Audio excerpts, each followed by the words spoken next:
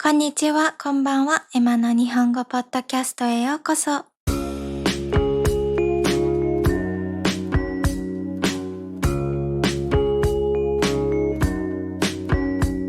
皆さん、髪を染めました。どうですかね？ちょっとオレンジっぽくしてみました。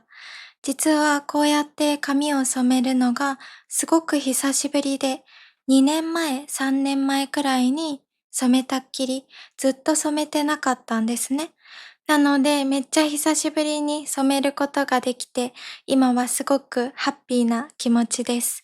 で、これは実は美容院には行かなくて、私が家でセルフカラーをしたんですけど、お母さんに手伝ってもらって、すごく綺麗な髪色になりました。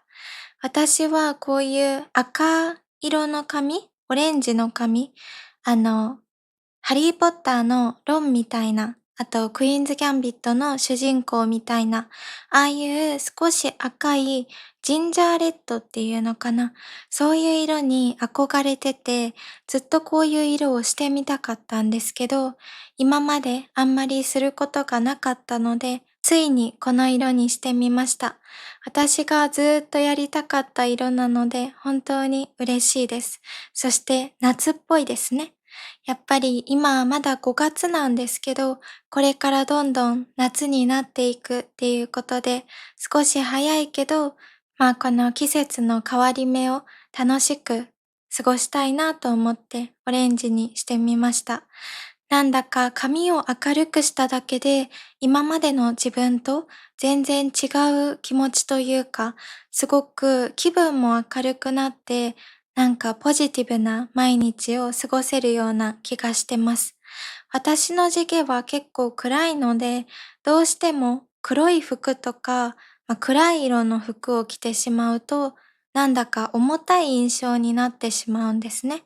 でも、こうやって明るくしたから、これからは今まで着たことがない服とかにもチャレンジしたいなって思ってます。私は夏が近づくといつも何かを変えたくなるんですね。皆さんもそういうことありませんか？特に好きな季節。私は夏が好きなんですけど、きっと皆さんの中には春が好きな人、秋が好きな人、冬が好きな人、それぞれだと思います。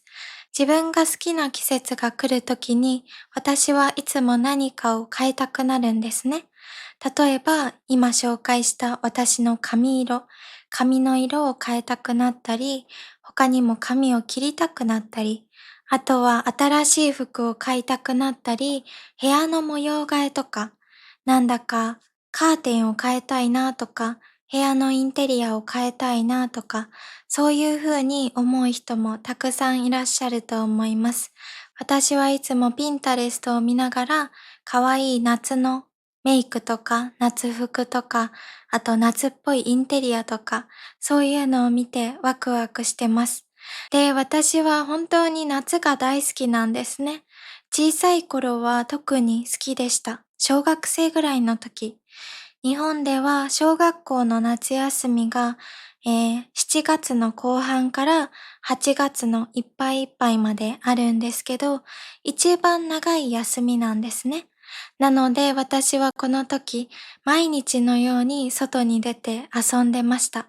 友達の家に行って遊ぶ時もあれば、自分の家で、ゴロゴロしながらクーラーの効いた部屋でポケモンをするっていうこともあったし、外でね、遊び回る。自転車で走ったり、あと、なんかね、スケートボードみたいな形をした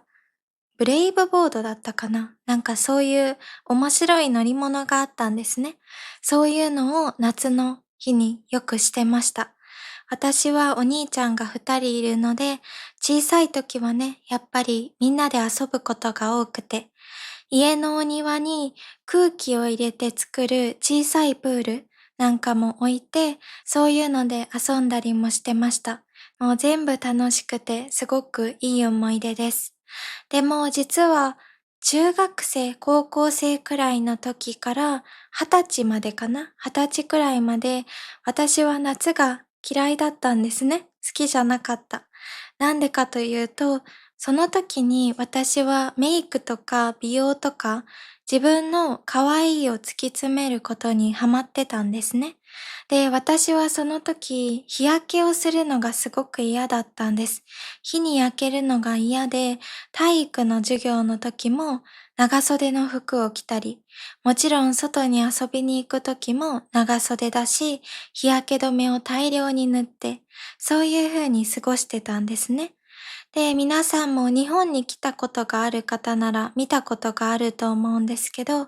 日本では日傘がとても人気です。もうね、みんな日傘を使ってて、私もね、たまに今も使うんですけど、特にその時期、日焼けを気にしてた時期は、できるだけ影を歩いて、しかもそれにプラスして日傘を差す。そんな風に過ごしてたんですね。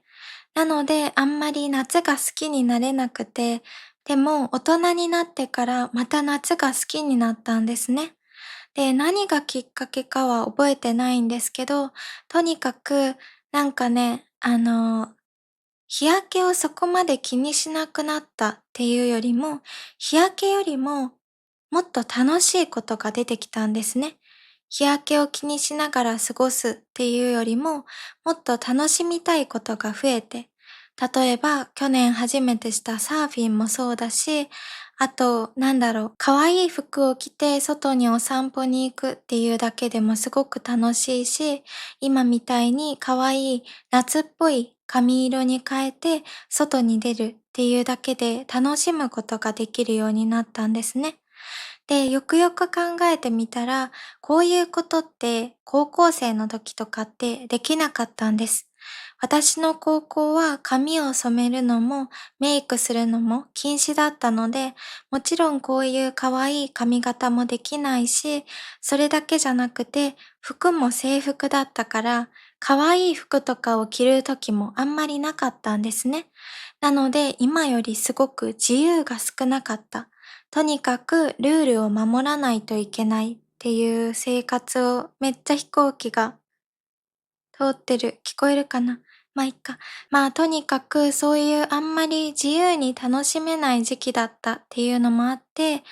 なんか好きになれなかったんですね。でも大人になってからはやっぱり自由が増えて、私は特にフリーランスだからメイクも、あとこういう髪色も自由だし、まあ一応ね、日本語教師っていう立場だから、金髪とかはしないようにしてるんですけど、でもね、ある程度、自分の可愛いを突き詰められるというか、自分の可愛い姿でいられるお仕事でもあるから、すごく今は自由を感じてます。で、他にもこういう見た目だけじゃなくて、やっぱりこういう社会人になってから、時間も自由に使えるじゃないですか。お仕事さえお休みを取れば、好きな時に海外旅行にも行けるし、学生の時と違ってお金もある。だから、海にも好きな時に遊びに行けて、サーフィンも好きなだけできて、そんな風に楽しめるようになったっていうのもあって、また夏が好きになりました。で、夏は本当に好きなことがたくさんあります。まず一つ目は日が長いこと。日が長いっていうのは、お日様、太陽が出てる時間が長い、明るい時間が長いっていうことですね。なので、お散歩とかがすごく楽しいんですね。私はこの前朝の4時半に目が覚めてしまって、4時50分ぐらいにお散歩に行ったんですね。なのに、もう明るかったんです。朝の4時50分ですよ。もうめっちゃ明るいし、しかも夏ってお昼は暑いけど朝はすごく涼しいんですね。それに私が朝の散歩が好きな理由はすごく静かだから。人もすごく少ないし、車も全然走ってないから、聞こえるのは鳥の鳴き声だけなんです。それが本当に良くて、私は夏の朝の散歩が特に好きなんですね。もちろん他の季節も朝の散歩は好きなんですけど、その中でも夏が一番好き。冬とかはどうしてもね、6時とか7時とかにならないと、まだ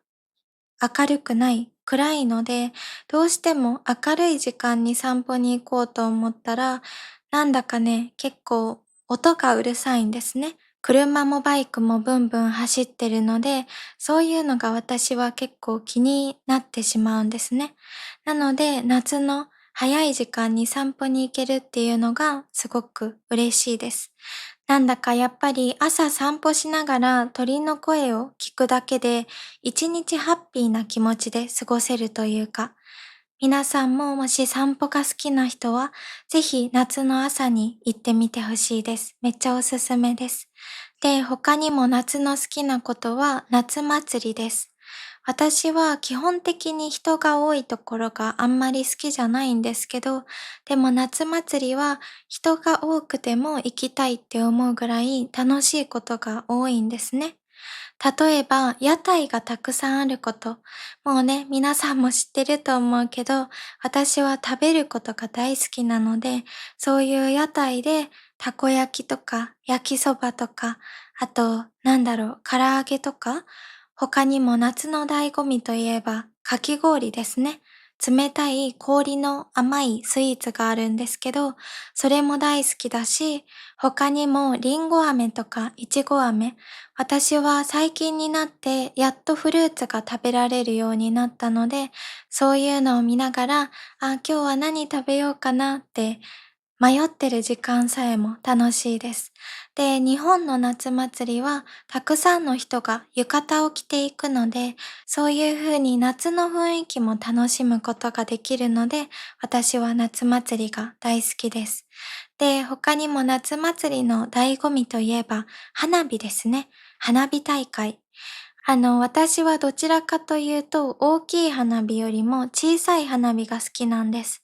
空にドカンって打ち上げられるものよりも、手で持って小さく楽しむ方が好きなんですけど、それでも小さい頃はすごく大好きだったので、大きい花火が。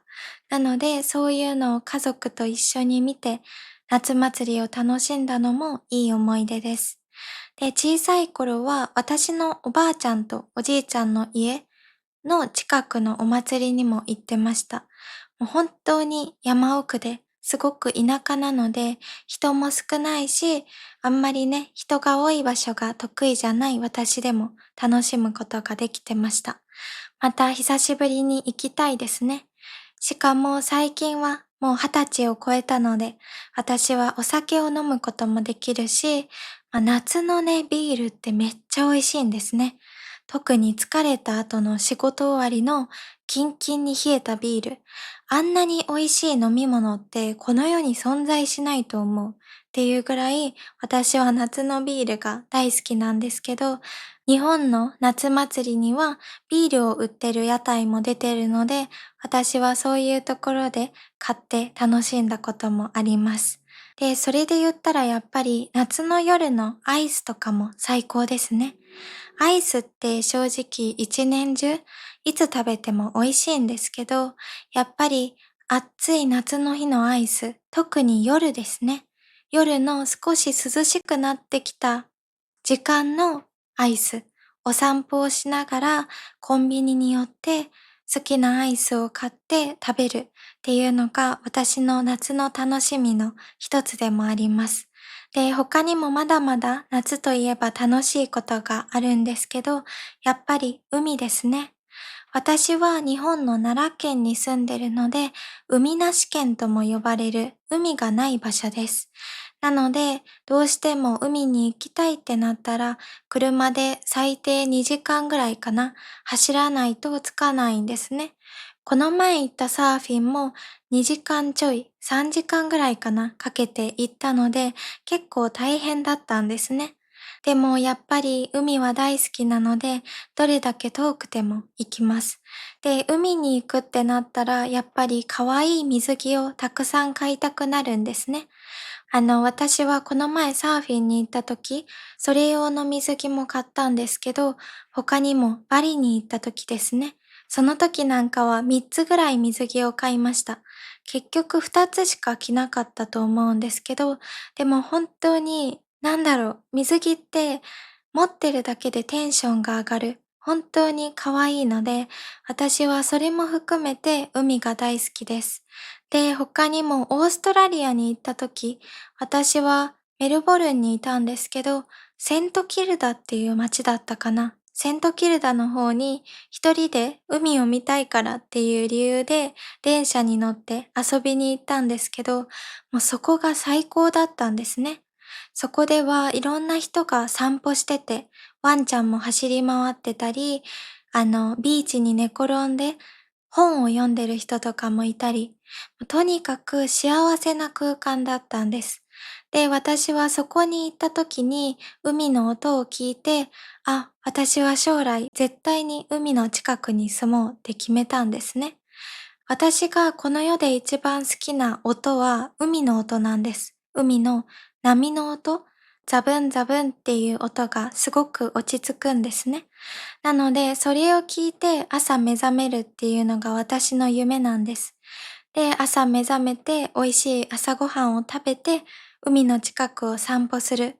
で、お休みの日はそこでサーフィンしたり、他にも本を読んだり、そんな風にのんびりして過ごすっていうのが私の夢です。中学生、高校生の頃の私だったら、そんなことは考えられなくて、とにかく日焼けをしたくなかったから、サーフィンなんてね、絶対にやりたいとか思わなかったし、そもそも海に遊びに行くのもあんまり嬉しくなかったんですね。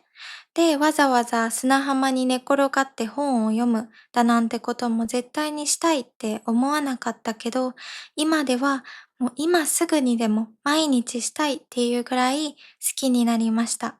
やっぱり日に当たったら気持ちもポジティブになるし、すごく明るい気分になれるし、一日中ハッピーな気持ちになることができるので、今は好きなことを好きなだけして遊びたいっていう気持ちが強いです。で、小さい頃の海の思い出といえば、やっぱりね、家族と一緒に行った小豆島。そこは四国かな、四国の島なんですけど、その島が本当に私は好きなんですね。なんでかというと、とにかく自然が多いし、海が綺麗。で、そして私が大好きなオリーブが有名な場所なんです。私はオリーブが大好物なんですね。大好物っていうのは好きな食べ物。私が好きな食べ物の中でも、オリーブは1位、2位を争うぐらい好きなものです。で、さっきね、ちょっとオリーブについて調べてたんですね。そしたら、スペインとイタリアのオリーブが美味しいって書いてたので、今の夢はその2つの国に行くこと。オリーブを食べに。もちろん他の食べ物も美味しいものがいっぱいあるって知ってるけど、私はとにかくオリーブが好きだから、オリーブ摘みとかもしてみたいし、オリーブをたくさん使った料理とかも食べてみたい。もしこの動画を見てくれてる人の中で行ったことがある人がいたら、ぜひおすすめの場所を教えてくれたら嬉しいです。で、私が今話した小豆島もオリーブがすごく有名なんですね。でもやっぱり小さい頃ってそこまで今ほど好きだったわけじゃなくて、好きだったけど、ちょっと食べれたら嬉しいなぐらいだったんです。でも今言ったらきっとね、もっとオリーブを楽しめると思うし、他にも子供の時には興味がなかったもの、例えば神社とか自然を楽しむとか、そういうことも楽しめるかなって思うので、また久しぶりに行ってみたいなって思ってます。もうね、多分10年ぐらい行ってないかも。最後に行ったのが小学生の時とかだと思うので、多分ね、本当に10年ぐらい行ってない。でもまた行きたいなって思ってます。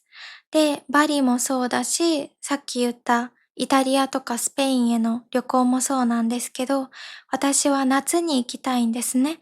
なんでかというと、夏って荷物が少ないんです。服もめっちゃ薄いじゃないですか。これ、私が今着てる服もペラッペラで、だから荷物がかさばらないんですね。スーツケースにいくら入れてもまだまだ余裕がある。ワンピースとかキャミソールとか、そういうコンパクトな服だけだから、やっぱりその分お土産も買って帰れるっていうのが夏の旅行のメリットかなって思います。私が韓国にこの前行った時は真冬だったので、すっごく分厚い服を持って行ったんですね。もう本当に寒かったから暖かい服を持って行って、なのでキャリーケースがもう行く時点でパンパンだったんです。なので、やっぱりたくさんお土産を買うっていうことは難しくて、もちろんたくさん買って詰め込んだんですけど、それでもやっぱり夏とか秋に行った方がまだまだもっと楽しめると思うので、これからの旅行は暖かい季節に行きたいなって思ってます。なので個人的には夏の旅行が大好きです。皆さんがもし今まで夏に旅行に行った場所でおすすめの場所があったら、ぜひ教えてください。私は海外旅行が好きなので、これからもいろんなところに行きたいなって思ってます。で、他にも夏って言ったら、私にとっては好きな映画とかドラマとか音楽とか、いろんなものが結びつくんですけど、皆さんも同じ人はいますか？例えば夏のドラマって言われたら、私はサマーヌードっていうものが思い浮かびます。これは夏を描いたラブストーリーなんですけど、私が10歳ぐらいの時かな、小学生の時にあったドラマで、めっちゃ好きだったんですね。なんか、キラキラしてて、なんて言うんだろう。あの時は今よりもラブストーリーとかがすごく好きだったっていうのもあるんですけど、なんだか夏ってやっぱりキラキラしてて、夏を存分に楽しんでる、海で楽しんでる姿とかを見て、いいなって思ってたのが今でも覚えてます。なんかめっちゃキュンキュンするドラマだったんですね。ラブストーリー、ラブコメディみたいな面白いシーンもあったかなって思ってます。多分。あんまり覚えてないけど。でも、もし皆さん、日本のドラマ、興味がある人がいたら、ぜひこのサマーヌードも見てほしいです。で、他にも映画。映画はね、めっちゃみんなに見てほしいのが一つあって、これは時をかける少女っていうものです。これは日本のアニメ映画なんですけど、私が日本のアニメ映画の中で一番好きな作品です。実はこれはドラマ化もしてるんですけど、ドラマ化したものももちろん好きだったし、でもやっぱりこのアニメ映画、アニメのものがすごく好きです。で、どういう話かというと、これも夏が舞台の話なんですけど、女子高生の話。で、この女子高生はタイムリープする能力を手に入れるんですね。過去に戻ることができる能力を手に入れるんです。でもこれはただの青春映画ではなくて、すっごく大切なことを教えてくれる作品なんですね。そうやって、何回も何回も人生を繰り返す、過去に戻ってやり直すっていうことをしているうちに、この今の瞬間が一番大切だっていうことに気づかされるような作品なんです。だから本当に切ないシーンもあって、私は何回も泣きました。このアニメを見て。だから皆さんにもぜひ見てほしい作品です。で、これがですね、実はリバイバル上映されます。リバイバル上映っていうのは、昔の作品がもう一回映画館に帰ってくること。これがまたされるんですけど、今年の夏ですね、20周年を迎えます。このアニメ映画が公開されたのが、今からちょうど20年前なんですね。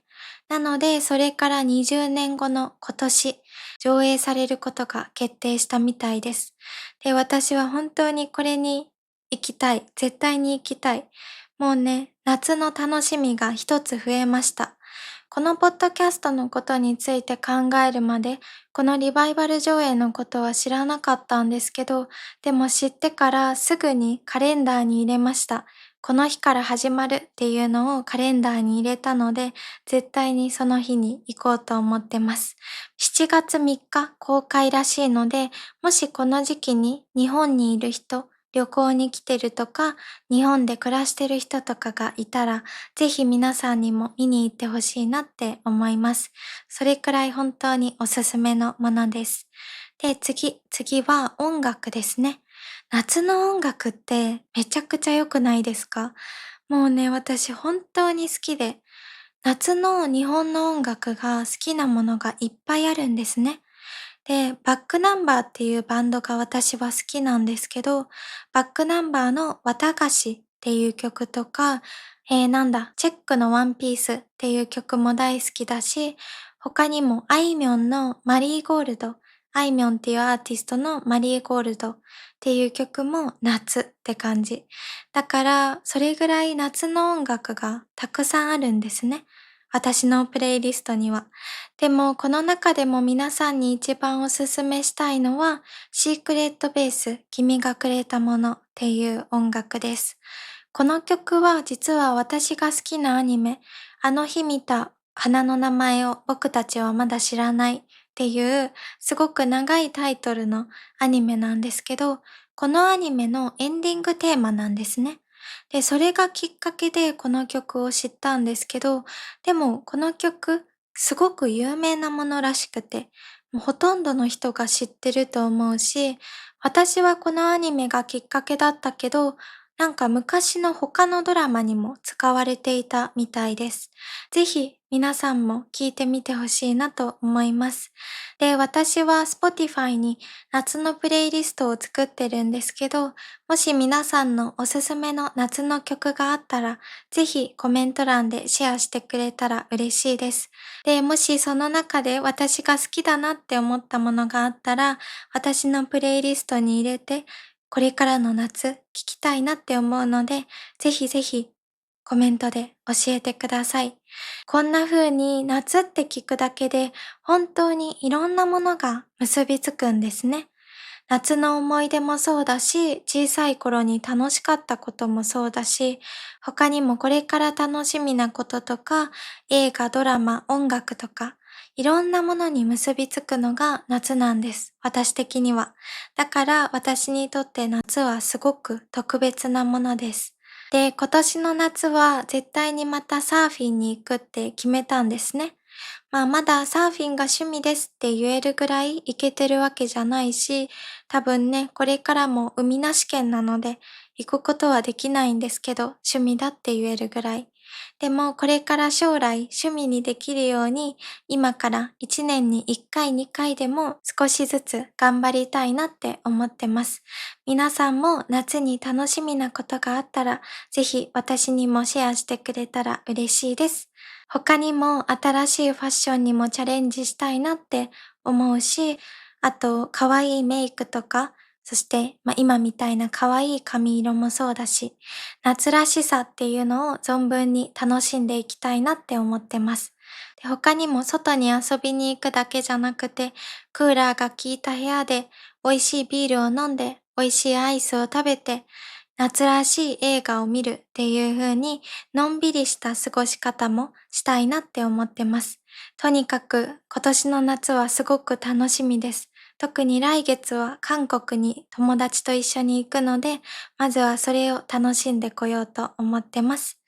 では皆さん今日はこんな感じで私の夏が好きな理由だったり、夏の思い出とかこれから楽しみなこと、いろんなことについてお話ししてみました。いかがでしたか？今日のポッドキャストも楽しんでいただけていたらすごく嬉しいです。今日もいいなと思ってくれた方は高評価、コメント、そしてチャンネル登録もお待ちしております。皆さんの夏がすごく楽しいものになることを願ってるので、全力で楽しんでくださいね。